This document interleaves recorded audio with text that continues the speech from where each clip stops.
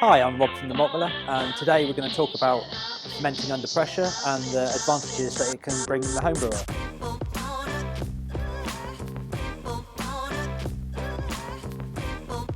Okay, so fermenting under pressure. The reason this can be advantageous is because we can ferment much faster and still produce clean lager type beers.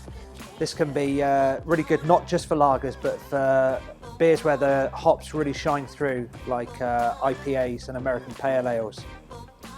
If we can ferment somewhere around 10 psi, it means that the ferment is much faster and the lagering time is much quicker. Obviously it's not all styles that we require this for, so it's important that the equipment that we use is able to be flexible, so you can either ferment under zero pressure or you can actually ferment under pressure as well. So the sort of times that we're looking at for fermentation and for conditioning, normally with a lager we're looking at perhaps 3 weeks and another 6 weeks conditioning, whereas under pressure we're actually looking at a week for fermentation and about the same for cold conditioning, so it's really bringing the process much quicker. Also, when we're fermenting under pressure, we can also eliminate all oxygen contact with the beer. This is really important on the latest styles like any IPAs that include a lot of hops and they're very easy to oxidize. Of course, the other benefit is that the beer is naturally carbonated, so you can go straight from your fermentation vessel, you can serve from your fermentation vessel or swap it directly into a keg or even bottle from your fermentation vessel. Okay, so to ferment under pressure we need some type of pressure vessel. These are generally called Unitanks, and I thought I'd show you two completely different approaches. So here we've got the 14 gal SS Brewtech Unitank, and here we've got the Cementsaurus. Both these items allow you to ferment under pressure, just two completely different approaches. So let's start with the SS Brewtech unit. This unit comes with a fixed pressure relief valve. Now this vents at 30 psi. Also comes with a pressure gauge,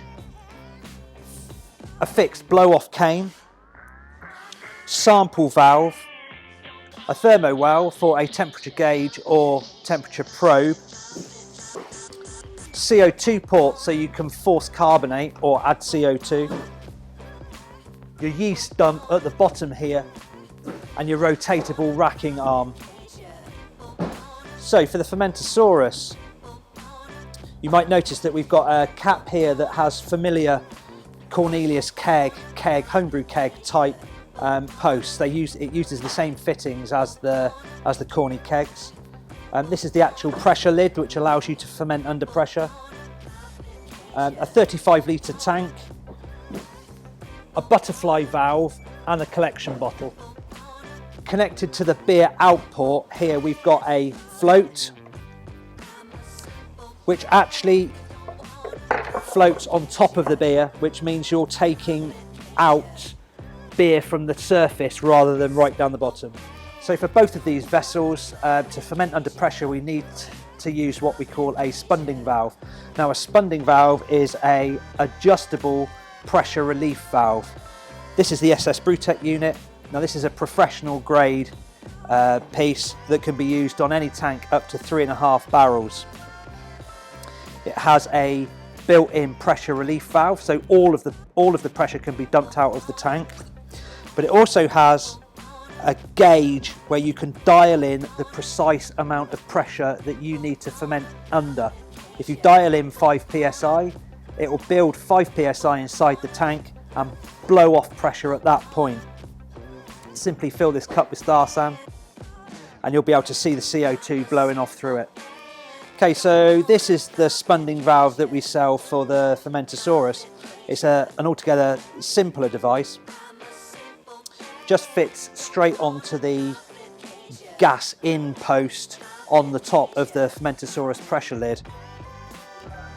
It's adjustable, so we just can back off this nut here and that allows you to set the desired pressure, and it fits onto the pressure cap just like any other ball lock post. Sits on there while fermentation takes place, and your adjustment is here.